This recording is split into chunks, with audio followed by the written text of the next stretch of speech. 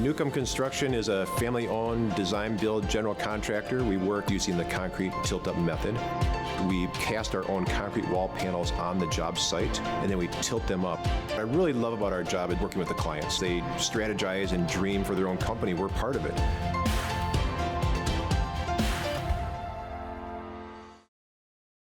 And I'd like to welcome you to this, now our 6th Cap Times Power Hour, where Wisconsin CEOs speak.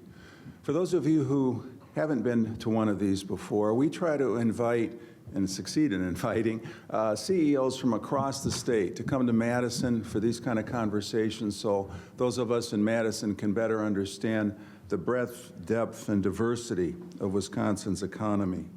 Our previous speakers have come from De Pere, Janesville, Green Bay, Milwaukee, and Waukesha. Today's speaker leads a global company based in Milwaukee. Ken Bockhorst is President, Chairman, and CEO of Badger Meter Incorporated. Ken's company is an innovator in all things water, the measurement, the water quality, and his clients around the world are municipalities as well as commercial and industrial entities. You can read more about Ken and about Mark Richardson, our regular moderator, in your handout, but my goal is to not slow things down here. Our sponsors for this series include the Burrish Group at UBS, Newcomb Construction, Bergstrom, Cadillac, and Chevrolet, Godfrey Kahn Law. Our partners include the Edgewater, this beautiful venue for our event, Cargo Coffee, and Hinckley Productions. I'd like to just take a moment again to thank all of our sponsors. They make this possible.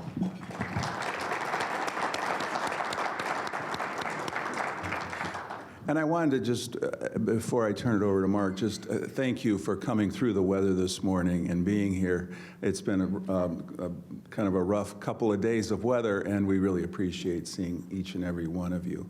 So with that, welcome, Ken. And Mark, take it away. Thanks, Paul. You stole my thank you for braving the elements line. So that's going down on That's your why permanent, I talk first. your permanent record. Happy New Year, everyone. And thank you for being here. Welcome, Ken. Thanks for having me. Thanks for sitting down with us today. So we're going to start off with a little quiz. All right. It's the most important thing separating Earth from other planets. It covers 71% of the Earth's surface, and you can only live 3 to 5 days without it. What am I? Water. That's right. And we're gonna have a wide-ranging conversation about water today. And so how important is the work that Badger Meter does? Well, I think you just pointed out the obvious reasons. So Badger Meter's been in business now for 118 years, providing water solutions for utilities to do what they can do to deliver you on-demand, clean drinking water in unlimited quantities, so you never have to worry about not living 3 to 5 days because you're blessed with utilities that have all the products and things that they need to deliver that for you. Okay. So, and you gave us a little bit of insight into what else do you do? You know, you said 118 years, right? So that means the company started off doing one thing, and probably still does it quite well. And then it has evolved into doing some other things. So give us a little bit of we used to do this, now we do this. Yeah, so the industry, Badger Meter started 118 years ago trying to solve a particular problem where meters, when they would freeze, they would break, and that was obviously a big problem for utilities. For the first 85 years or so in the industry, it's a very risk-averse, slow-moving industry. Not much happened. But when we got to the late 80s, early 90s, technology started to be introduced into water utilities. So that's when you went from having a person, everyone grew up in Wisconsin here pretty much, probably, right? Do you remember when you were a kid and the water meter guy would come to your house and walk into the basement and read the meter? Does anyone remember that? Yeah. I remember some guy come in, I don't even think he knocked on the door, come in, read the meter, and leave. So late 80s, early 90s, you fast forward after not a lot of innovation, now all of a sudden people can walk or drive by a house and get a read. So that was one of the first innovations. Fast forward to 10 or so years ago, we were the first company to put cellular radios on. So now Your meter can communicate to up to the cloud, take a bunch of information, bunch of data, and give it back to the utilities so they can be much more efficient in how they run their operations, how they identify leaks and other potential problems within their distribution systems. So went from just merely a means of a meter so a company could come out, read it, and get you a bill, to now being able to be monitoring in real time water quality parameters, leak detection, pressure monitoring throughout the system. Okay. So a guy would just walk into your house, huh? Yeah. It was suspicious. I asked my mom who it was. But. I grew up outside Chicago. That's not happening. No one's just walking into your house. Didn't even knock. Well, that'll get you killed. Yeah. So you were telling me, like you said, you could read it from the street. Guy could drive by, understand what's going on in your house based on what's being emitted from the sensor. You were telling me during our prep conversation that you had the potential of having a water issue at your home, if not for the technology and that you guys actually deploy. So give our crowd a little bit of what that was. Yeah, so along with our system that we offer for utilities, you also get for end users, so for the homeowner, you get an app that you can help monitor your own use. And with this app, you can go online and see your 15-minute increment data and all these types of things, but also it'll notify you if you have a continuous flow event or a leak.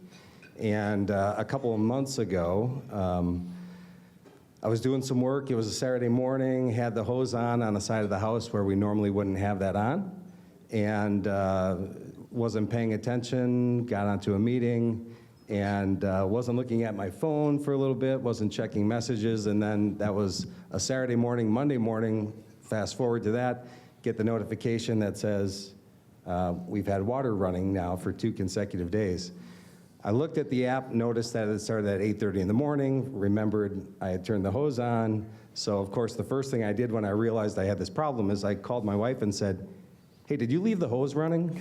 Of course she didn't, I knew I did. But the moral of the story on this is, so Saturday, Sunday, and until Monday morning, so for roughly 48 hours, that hose running had wasted 7,500 gallons of water per day. So 15,000 gallons of water in 2 days. This is a utility that bills quarterly. So if this system wasn't in place and that hose had gone undetected for multiple weeks, a massive amount of wasted water that so much goes into treating to get to people to use it, and an extremely high bill, which customers don't like surprise high bills as well. Yeah. No, I've done that too. You turn on the hose and you're doing something, you're messing around in the garden or whatever, and you go somewhere, you leave, and there it runs. I don't think I've got the app that you're talking about. Do I have to get it from my utility provider, or? Well, first of all, if you haven't done so already, you should call your utility and tell them if they don't have Badger Meter, they should get it. Okay. And then you could ask for the app to have it at your house. Does it, are you using that here in Madison, MG&E, or? So we're roughly a 30% market share player across the 50,000 utilities within the U.S. Okay. We're very big across Wisconsin. We don't have every city, but Madison could maybe do something different in the future. Okay, all right. So you saw how that was a leading question. I'm like, should we be giving MG&E grief or should we not? They do a great job. They're good people over there. Maybe that's something they should look at. So you talked about, the bill. The bill is one thing if that had been left unchecked. The wasted water is another thing. It's funny, when we're in the Great Lakes and water's pretty available and plentiful, can we talk a little bit about out west, what's going on in their world? Right. From California to Utah to, Yeah, so you're right. Here in Wisconsin, we're very blessed. Water is very available. It's easy for utilities to find. It's easy for them to treat. It's easy for them to get to your house. And it's very, very cheap. And that isn't the case in many parts of the country. It's certainly not the case in many parts of the world. So one of the other benefits of adopting technology within the water utility is not only can homeowners understand their usage, identify leaks faster, Utilities where they need to conserve water, typically they're looking to reduce by 25 to 30% of their usage. Here, you might have utilities that aren't concerned about that. They want to sell as much as they can. So everyone has different needs, but certainly helping utilities identify wasted water is certainly life-sustaining in some parts of the country and the world. Yeah, it's and we talked a little bit about this. It's out west. I think it was Phoenix that actually halted, construction and development in some parts of Phoenix because the water table was just so low. I can't sort of wrap my head around that. Right. Well, there is a third-party study that if you know how much water you use, you will immediately use 30% less because you'll stop running the water when you brush your teeth. Yeah. When you go to a restaurant, you may not take the glass of water if you're not going to drink it because when you don't drink your glass of water at a restaurant, the restaurant will then use 2 glasses of water to clean it to use it again. So you start to think about different ways that you waste water when you really shouldn't be. So sustainability is a big part of Huge. the work that you guys do. Can we talk a little bit about this guy here? What kind of impact does this have on the world that you're in? So when I got here, I told Mark that I wouldn't drink out of the bottled water for 2 reasons. One, it's a complete insult to our customers, and I try not to insult our customers who spend so much time and energy to bring you clean, safe drinking water. But at the same time, it's not necessary. It's very expensive. So if you think about what your water utility goes through to bring you water, so they have to source it, they have to pump it and move it, they treat it, they clean it, they monitor it for safety, and then they deliver it to you on demand in unlimited amounts for you to drink as much as you want, for you to take showers to stay clean, for you to wash your hands all day. And then even when you make that water filthy and you flush it, they'll even take it away for you. And you know how much that costs? Is it rhetorical, or are you gonna? Well, does anybody know how much your water bill is? People don't pay I much see some attention. nodding out there. It roughly equates to about $2 a day So all of that for $2 a day. in Wisconsin. In Yeah. some parts, it's more expensive, but that's roughly the equivalent of a bottle of water. So not only is it not necessary to drink out of bottles of water, it's not economically a good idea to drink out of bottles of water. In terms of the landfills and what has to happen with the recycling, it doesn't make sense. So I'm not in the lobby against bottled water. I just don't see the need for it for a lot of reasons. Yeah, no, that was cool because, and I have, all honesty, I told Ken, you should say something about it because we came up here and he said, no, I'm not doing that, and I'm like, we got a problem, and then I said, no, say something about that because that's really what it's about, right? Is how we use it, when we use it, how much we use, and you help us keep track of all that. Badger Meter helps us keep track of all that. So it's evolution. 118-year-old company, one of the earliest. Talk about the earliest customer that you guys had. As we were leaving our prep call, you said, you asked me, why water is so important in the state of Wisconsin, don't you? And I didn't put 2 and 2 together, but somebody in the crowd might know. Does anybody know who one of an industry that was really one of their biggest customers, first customers? Mining, okay, mining, not the one we were going for, but yes. Brewing. So talk about that Might be industry. a few customers of the brewing industry in the room. So Yeah. that came up pretty quick. Yeah, I mean, so much of the water innovation in the state of Wisconsin was driven around the fact that many of the immigrants here were Germans. Many of them knew how to make beer, and to do that, you need to have pumps, and you need to have flow meters for make sure you have the right amount of ingredients together, and you need to have all the different things to be able to produce beer. And then that made this area, and there's the Global Water Center in Milwaukee, which really helps drive the region forward in being the leaders in global technology for water right here in Wisconsin, but many other great industries that use water. But yeah, beer certainly was one of the driving forces. Near and dear to us. You know, that was one of sort of the earlier customers. Talk about maybe some of the more recent acquisitions that you've made, and maybe some of the spaces you find yourself in as a company that you weren't in a few years ago.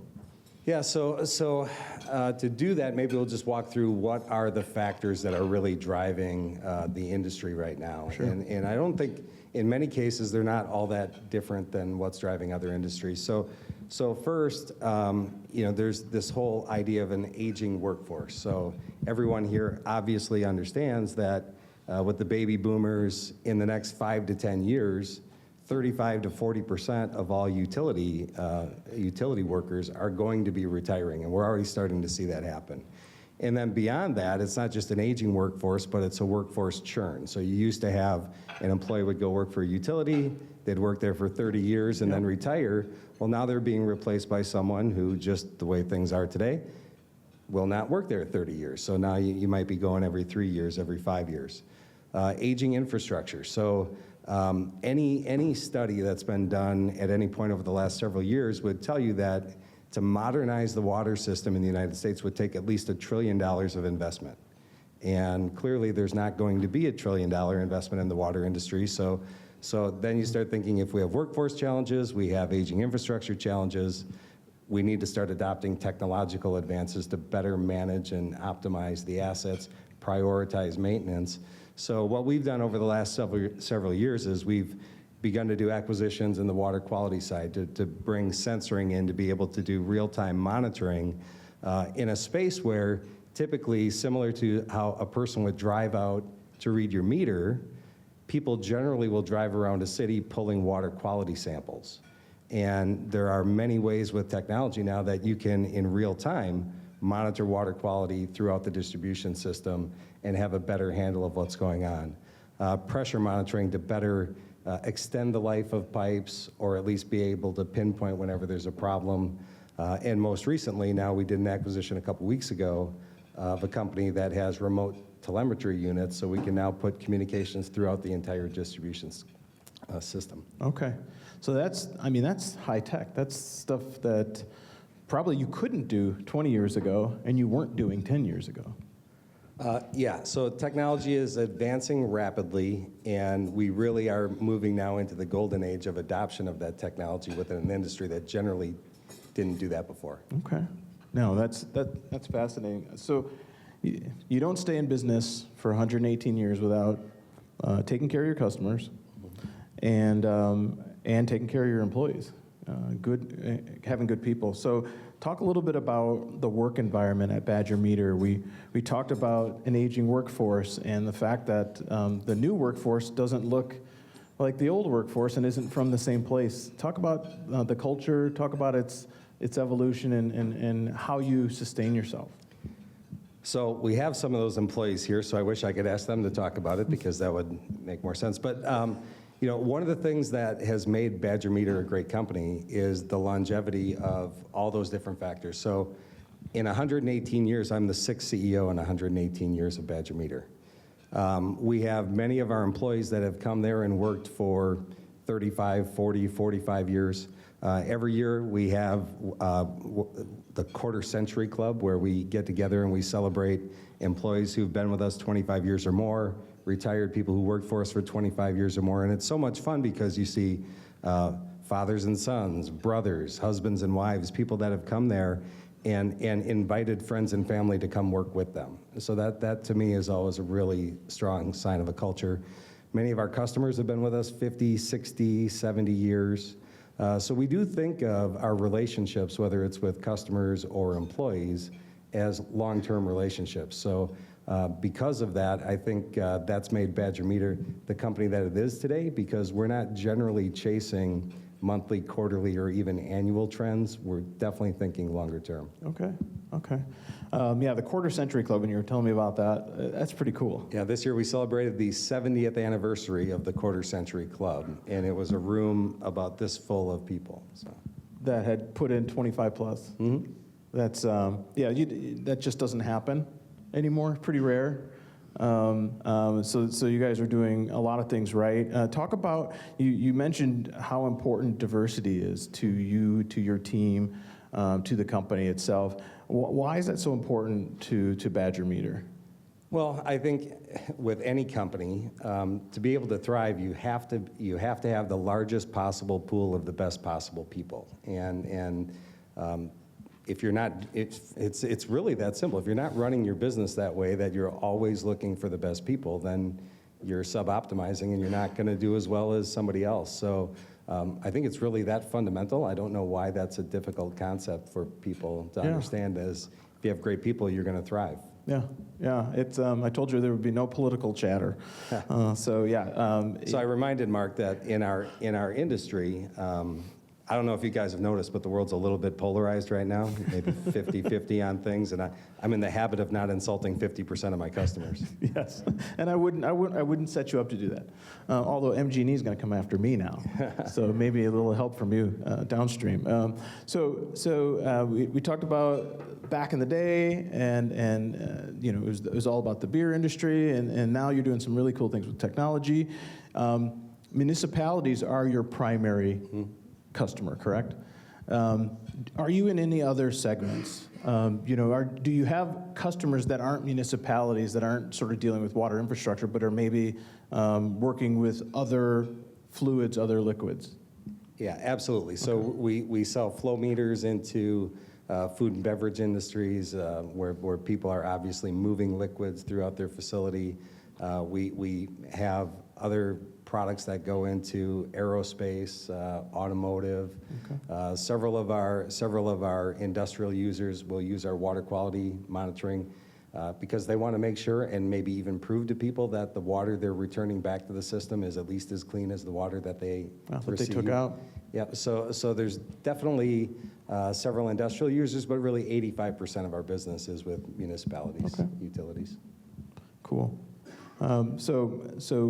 What is it, and I told you I'll hit you with some rapid fire questions a little bit later, just about how you came to be where you are. You know, you were someone before you were the CEO of Badger Meter, so we want to hear about that guy a little bit. What's your favorite thing about the role that you're in? What's your favorite thing about being CEO of Badger Meter? So my favorite thing about being the CEO of Badger Meter is when I think about my career and the other companies that I've worked for, which are all great companies. I don't have anything bad to say about any of them. I do enjoy being the CEO of a company that is doing something meaningful for people. So being in the water industry is something that I wanted to do to begin with.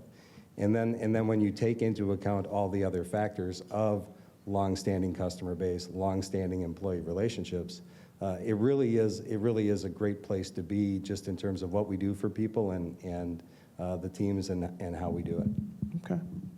So we've talked a little bit about sort of sustainability and how you use water, if you knew how much you were using and when you were using it.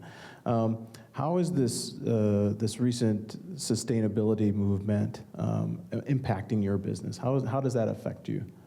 Yeah, so people are generally more thoughtful now about how they use water and what types of information that they want. So as I mentioned previously, we've been on this AMI, Advanced Meter Infrastructure business, through cellular and providing the consumer app for about 10 years now. And in the beginning, people didn't really pay attention, but now we have more and more people that are going online, checking their water usage, interacting with their utilities to be more impactful in how they do things. So definitely seeing a rise in the end user caring about their water use. Utilities now asking for more of the technology, like we talked about, to be certainly more efficient in how they deliver services for their end users. So that's probably a business that you see some growth opportunity in going forward because of the ethic? Well, so two things. One, because of what we provides value to utilities and end users. We have a great growth path anyway. Mm-hmm. And then with the rise of sustainability and people caring more, that does add to it. I'm really proud of the performance the company has had through the last several years. even in the COVID year, our utility business, which again is 85% of what we do, we grew 4% in the COVID year, 9% in 21, 14% in 22.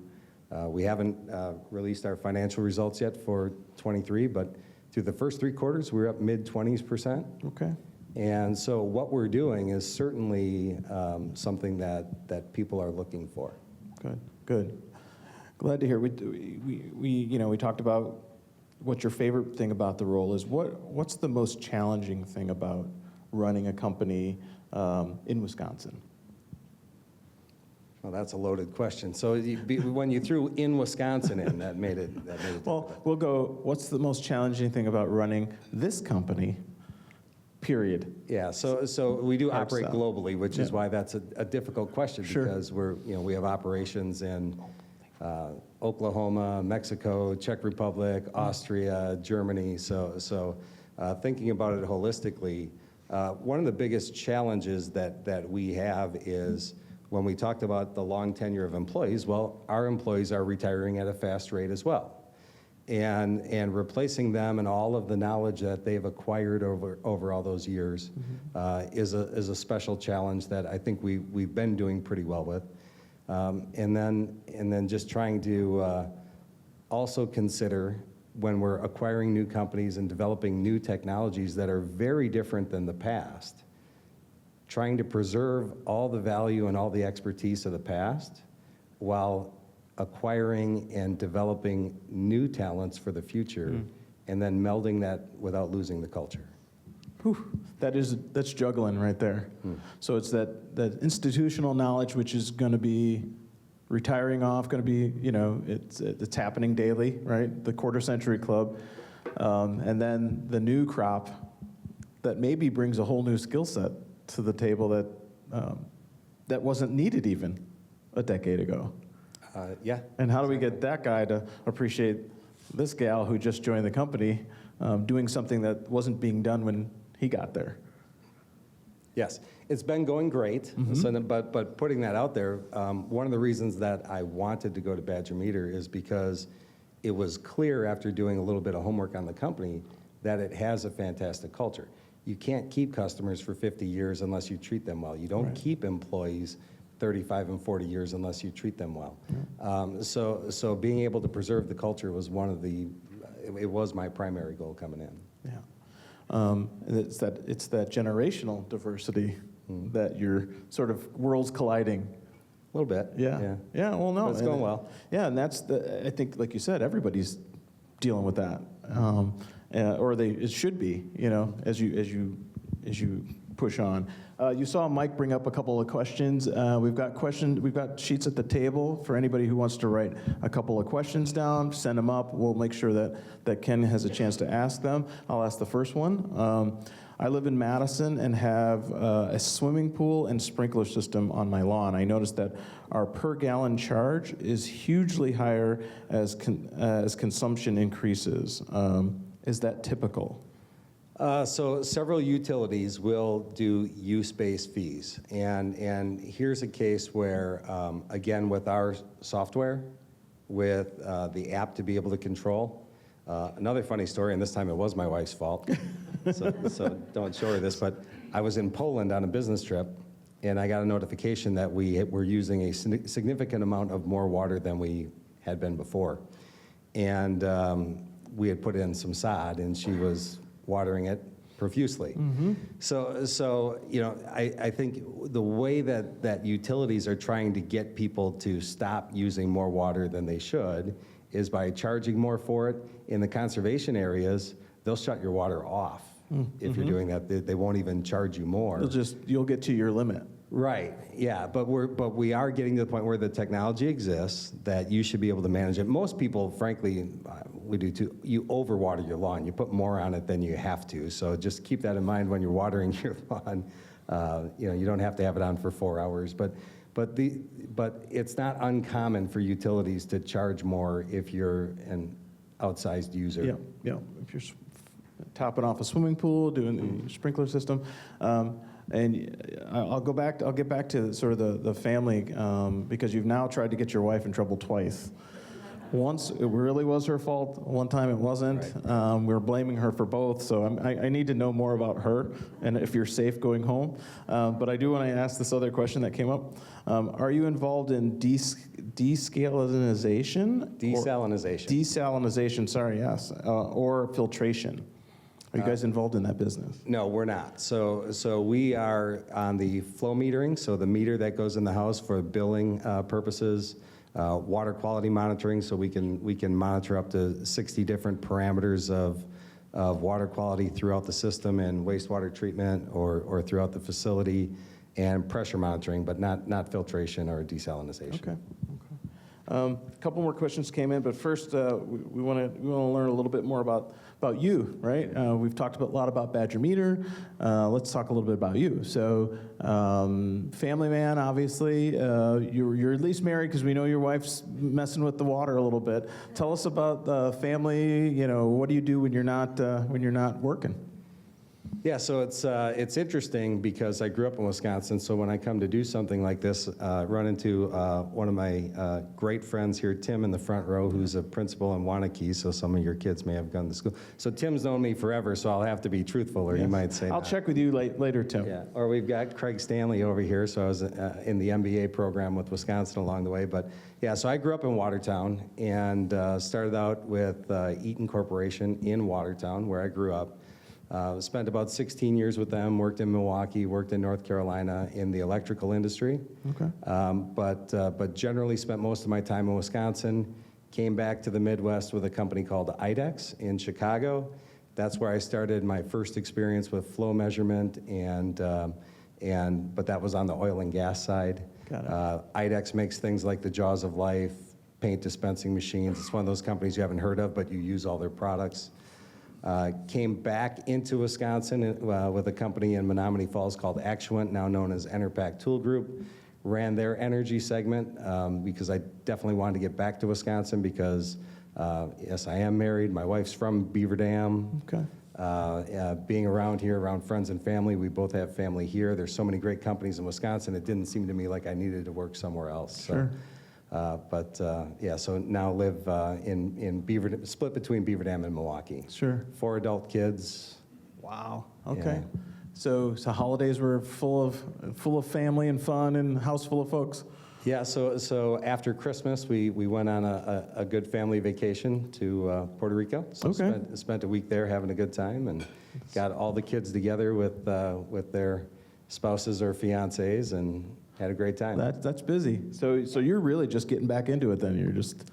Well, Is this your first thing? Is this your first public event since in 24? I don't think it would surprise you or most people in the room, but you're never out of it. Yeah, true. So even though I'm on vacation, it isn't like things are turned off. You were taking Zoom calls and doing the whole thing? Yes. You're never not working when you're running a company, whether that's a CEO of a public company or you're running your own small business. I think it's fair to say everybody's working all the time. Yeah. I tell people it's a lifestyle, right? That's right. As much as it is anything. Now, having said that, we had a lot of fun. Yeah, for sure. No, that's awesome. Yeah, when we were before we started today, it was like old home week. People were coming up to you, like you said. So you've got relationships here and have had for quite a while. Mm-hmm. Back to business. I'm going to ask you one of the questions from the crowd. How has PFAS impacted your business, and how common is it in? Not sure about this writing. Not sure what that word is, but how has PFAS impacted your business? Yeah, so PFAS is a very serious problem. It has not affected Badger Meter because, again, within the water industry, there's so many different things that people do. What we tend to be involved in are continuous process of water, movement of water, detection of problems within the water with our sensors. But PFAS is generally something that has happened over time that really is about finding and remediating and stopping putting more of it into the space. There are tons of companies out there, whether it's companies much larger than Badger Meter that are pouring tons of money into trying to find solutions for this. There's several startup technologies that are coming through. So like many things, we'll get through this, but that's not something that's handled with by Badger Meter equipment. Okay. And PFAS, for folks who don't know what they are. Yeah, so it's more commonly known as forever chemicals. So it's just in certain products over the years that it ends up getting into the water and it never goes away. Yeah, chemically, just Doesn't break down. shelf life. Next question. I'm with the University of Wisconsin's Office of Business Engagement, so I'm interested in what educational paths are you looking for in your new/growing workforce? Majors, experience, what internships, what should their background be if they want to work for you? Yeah, so not unlike many other companies, we're always looking for engineers, whether that be mechanical, electric, communications, software engineers. So we spend a lot of time. We have a really strong internship program. We support many kids every year that come through, and that's been a great conduit for us to hire people. So if you know of anyone in college that's looking for an internship, whether that's in engineering, supply chain, whatever, we generally employ people across the entire business spectrum, whether that's human resources, supply chain, but primarily the challenge for most companies is sourcing and retaining engineering. Okay. Good question. Keep them coming. So if I was to go up to Craig Stanley and say, hey, do you guys used to party? No, I wouldn't do that. I wouldn't do that to you. So favorite? He's laughing. Yeah, he is. He's over there. He's like, don't do that. Yeah, don't do that. So growing up, you said you're from Wisconsin, right? Mm-hmm. So Packer fan, I'm assuming? Absolutely. All right, Yeah. so you're happy with how things worked out this last weekend? Well, yeah, I mean, as with most things, I'll tie it back to a work thing. What we talk about all the time at work is continuous improvement. Are we doing the right things? Yep.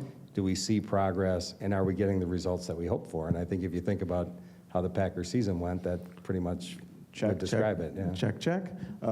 Bears fan, so it's been a tough couple of days for me. Another Groundhog Day. Yeah, another Groundhog Day. Another decade of quarterbacks. And my friends are letting me have it. So there's always the draft. Listen, everybody can't make great life choices. True. Or coaching choices. So when you're not working and you're not vacationing with sounds like a growing family, so what are you doing for downtime? What do you do recreationally? What do you do for fun? Yeah, so we enjoy boating. We have a pool, so we like just relaxing. A big part of what we do is I learned a long time ago, with as much as I travel, when I'm not traveling for work, when I'm not busy with work, just having some good, quiet, peace time, hanging out on the boat, seeing friends, seeing family, is primarily what we do. Yeah, isn't it funny how when you get a few years behind you, doing nothing becomes like everything. It's wonderful. It's like, when you're a kid, you're just like, what are we doing next? Yeah. What are we doing next? Let's go do something. Now it's just like, stay away. Everybody stay away. Let me just breathe, right? Yeah.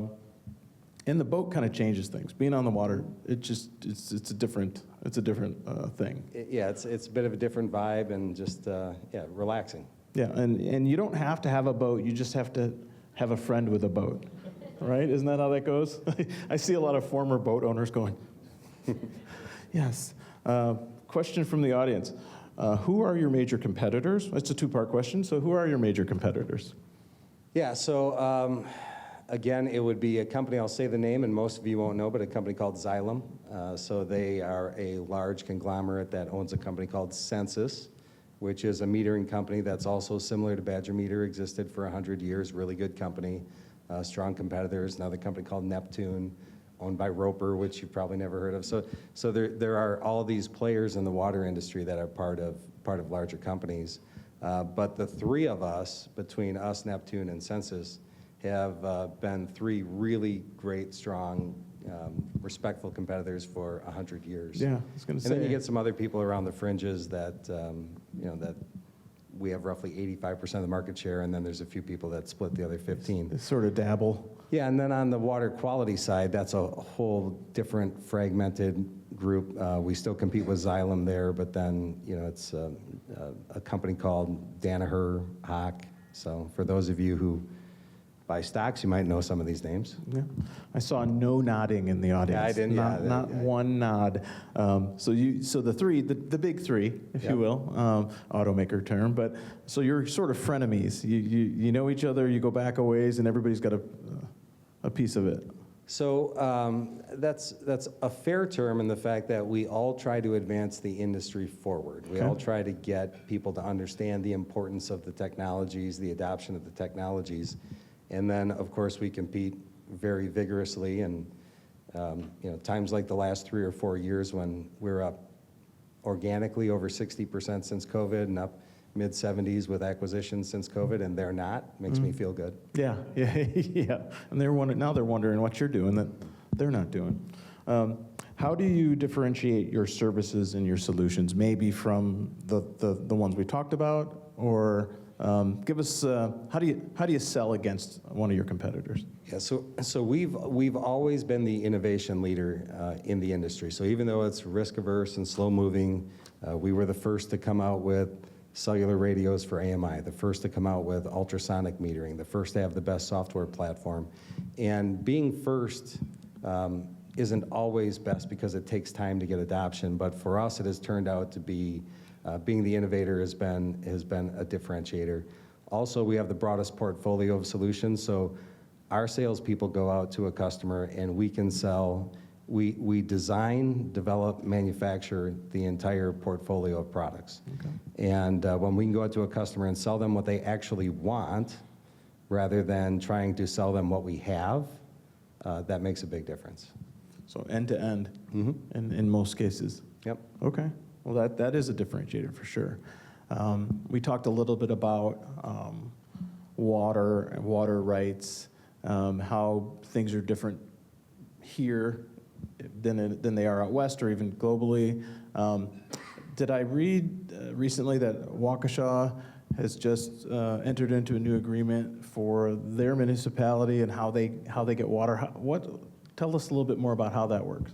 Yeah, so not every city has its own water available to it. So oftentimes throughout the U.S., one city will buy water from another utility. Okay. And in Waukesha's case, it's just a matter of they now have a different source for where they get their water from. So then they buy it from that other company or that other utility and just bring it through and distribute it to their end users.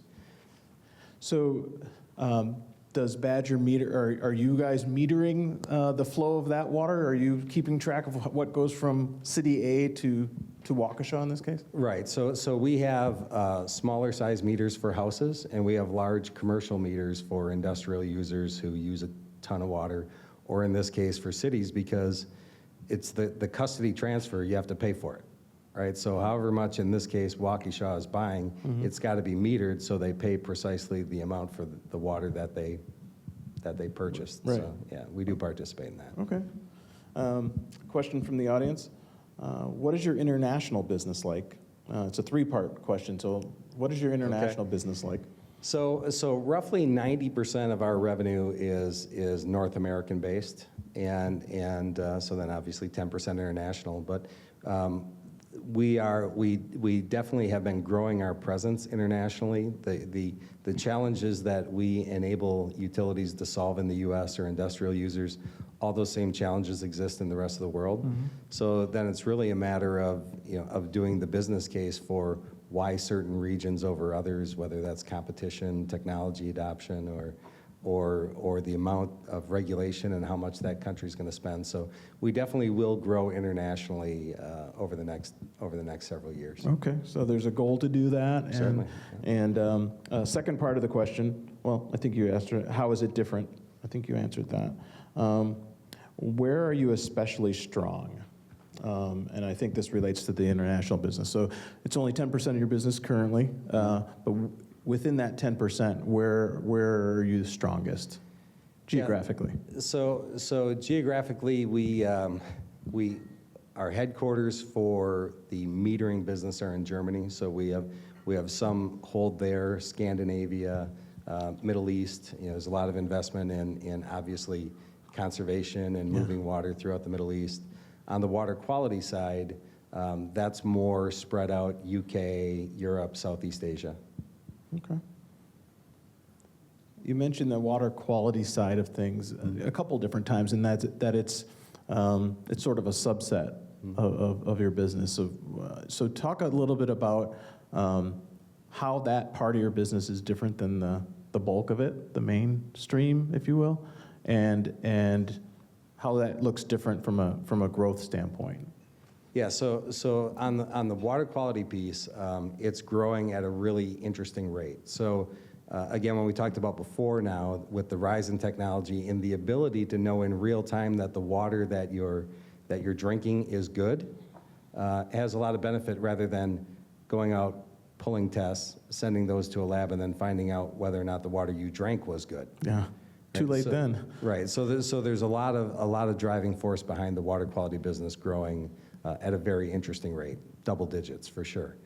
And just the way that that's different is one of the things that we look at when we do acquisitions is, can that business stand on its own, and can it also be sold together as a package? So that's one of the things we're excited about with water quality is we can sell that to customers who aren't Badger Meter, traditional meter customers, Right. or vice versa. So as a package, they're stronger together, but they're still strong individually too. Sure, okay. So theoretically, if you were approaching a municipality that wasn't using Badger Meter for its primary metering, but you have a water quality solution that could be appended to their current meter. So they could be a customer in the water quality space, but not be a customer for the major metering. Yeah, I think the best example of that is the UK water industry. So in contrast to the US, where I told you we have 50,000 water utilities, in the UK they have 19. Quite a bit of difference in how they do things. Nationwide, okay. So ATI, the company that we acquired in 2021, has had 20 years of relationships with 10 of the 11 largest utilities in the UK. So now where we didn't have a relationship, we didn't have customer contacts within the UK water industry, now we have very deep relationships, and we're starting to make headway on selling the remainder of the portfolio. Got it. Okay. No, that's so diversification of your products and your services allows you to compete, and maybe that's why you guys are growing at the rate you're growing in the frenemies, not so much. That's right. Okay. I don't want to get them mad at you or anything, but I mean, I don't care if they're mad at me. that's what you want, right? Yeah, you want them to right. be mad. Good. All right. So again, this big picture, from a conservation standpoint and a sustainability standpoint, is there any fear of that ethic taking hold and it beginning to lessen or reduce the amount of water being used? Does that hurt the business? Or since you're already there metering it, it's all good? That would not hurt our business Okay. at all. Okay. Enabling utilities to be able to meet the needs that they have, whether that's getting clean drinking water to people on demand, whether that's reducing if you're in a certain area. Our products and our software are uniquely suited to be able to help people with whatever their goals are. Whether you want to just use less or whether you need it to be more cleanliness is I an won't issue? say the names of utilities, but there's certain utilities that are like, I've got plenty of water available, I need to cover my fixed costs, I want people to use more. Yeah, so we're not pushing the reduction. Right, so there's some that feel that way. So depending on where you are in the country or in the world, you have different needs for what you're trying to do. And we, I wouldn't say we're everything to everybody, but we're pretty close. Okay. So flash forward maybe a decade. How does the business look? How does the industry look? And how does Badger Meter look within it? Yeah, so because our customer expectations when we sell them a system is that it's going to last 15 to 20 years. So we actually do think 10 to 15 to 20 years into the future. And what I would tell you 10 years from now is the technology adoption will go from something now that's, if you use the baseball analogy, we're in about the third inning of a very long game. I think 10 years from now, we'll be in the 6th or 7th inning, but the game won't be over. It's as long as like a Yankee-Red Sox playoff game. Right. But it'll continue to advance. New technologies will continue to come in, and people will have visibility and control of what they use in the water space like they don't have today. Okay. And because you're an innovation leader, you guys are going to be at the. Oh, yeah. Well, You're at the forefront of that. Goes without mention. Yeah, we'll be at the forefront. Great. We're getting close to time. Great questions, by the way. Anybody have any questions from the audience? Parting shots, if you will, for Ken before we get him out of the hot seat. One in the back. You mentioned talent struggles there, or challenge rather. Is that the largest business challenge you face, or are there others? Well, so there are several. Again, with any business, we have a very, I think, robust enterprise risk management process where every year we go through and we look at all the things that we think could be risks to the business, how large that risk could be, how fast it could come on. And every year for the last several years, talent has been in that top 10. So that's been something that we've really done, I think, a great job, our VP of Human Resources, on doing a talent plan, lining up any potential gaps that we have to achieve our strategic plan, and then just systematically working to get through those. For us also, when we think about serving customers for 15 to 20 years with technologies we're selling today, making sure that product quality and all those things they have to be perfect. We make millions of things that people expect to last 15 years. So that's something that we spend a tremendous amount of time on, which is also why I talked about engineers being something we continually invest in. Customer focus, we have our customer service leader here today at the table, and making sure that those customers who've been with us for 50 years are still customers 50 years from now. We have to treat them efficiently and correctly. So again, none of this is revolutionary for any of you that are in business, but what I do feel good about is whatever is in front of us, I feel like we have a great process to understand our challenges and mitigate them as best as possible before they happen. Good question. For those online, the question was about talent, whether that was the number one challenge going forward. And customer care is a dying art. So who's the customer care leader at the table? Man, that seems like that's disappearing by the day. So kudos for how you service your customers, because it's going away quick. It's a couple-part question. How many employees do you have here in the United States or here in Wisconsin, and how many abroad? And how much of your talent do you get from within Wisconsin's educational system? Yeah, so we have roughly 600 people in Wisconsin, and our total employee base is about 2,100, so 1,500 either outside of the state or outside the country. And we do try to recruit very heavily within the state. So our internship program is roughly probably 95% of all the people that are in it are from Wisconsin schools. So a lot of MSOE, UW-Milwaukee, Marquette, some Wisconsin. It's definitely my feeling that we're better off keeping talent in Wisconsin that grew up in Wisconsin. So for us, the relationships with the universities are very important. That's where we like to try to find the talent that we bring in and try to keep. Good question. Where do you get your talent from, for those online? Questions?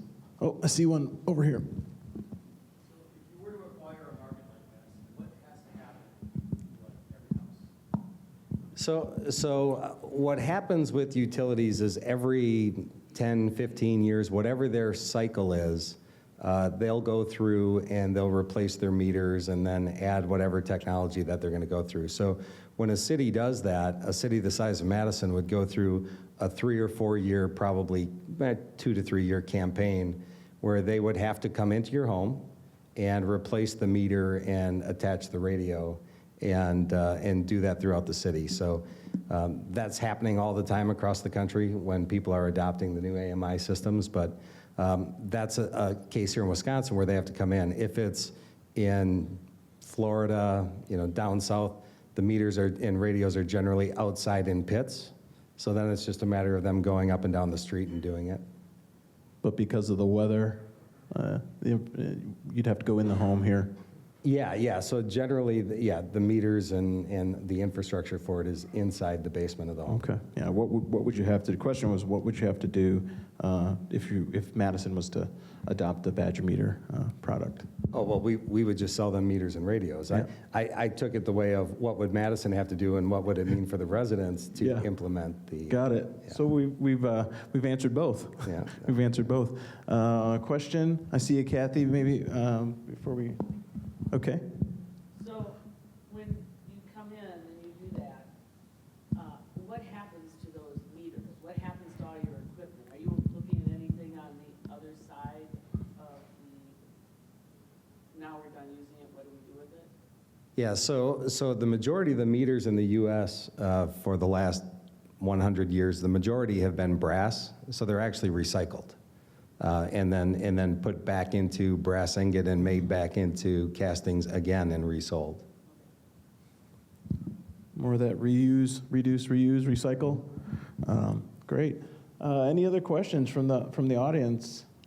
If not, join me in thanking Ken. Thanks, Ken.